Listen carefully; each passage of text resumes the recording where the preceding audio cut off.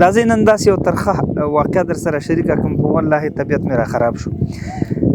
دلته زما تر څنګ دغه 8 کلنه ماشومه وینې او هغې په غېږ کې دا بله وړکۍ 1 کال یا 1.5 کال بله بچۍ هغه ته یې نورې خویندې د دې 8 کلنې ماشومې نه لاندې 2 نجونې چې دي هغه خویندې د هغه هم ورکړي دي ورسره د دې سره څه په خاطر باندې تر څو پورې چې کوم د دې ژوند دی هغه تېر شي د دې په بدل کې د دې مهر که حسابوي یا د دې په سر هغه ولور هغه یې راغستی او پلار پرې خپل ژوند تېروي. دا هر څه له غربته کېږي. ولې یو نورمال انسان هېڅکله خپل اولادونو باندې فرض که پیسې نه اخلي چې هغه خپل شپې ورځې پرې تېرې کړي. خو بس الله دې رحم وکړي.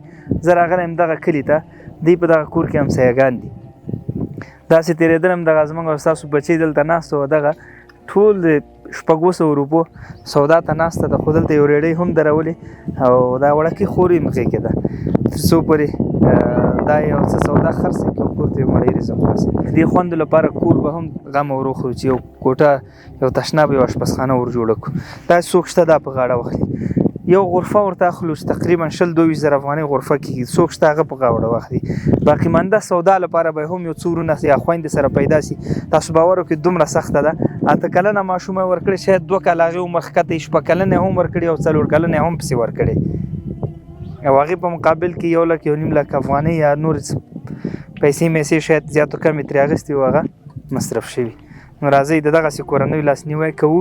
دا یو تریخ حقیقت دی چې زموږ او ستاسو په اطرافو کې خصوصا زموږ او ستاسو په د رسم و رواج د انسانیت رسم و رواج نه دی. الله دې وکړي چې چارواکي ورسره مسؤلین د دغه رواجونو مخنیوي لپاره مټې بډ وهي تر څو پورې ماشومان خپل سن ته ونه رسېږي د بل چا د کور یې نه کړو. الله مو خوشحال لره، عزتمن شي. ډېره مننه. واتساپ نمبر درته ښکاري، لینکونه هم شته.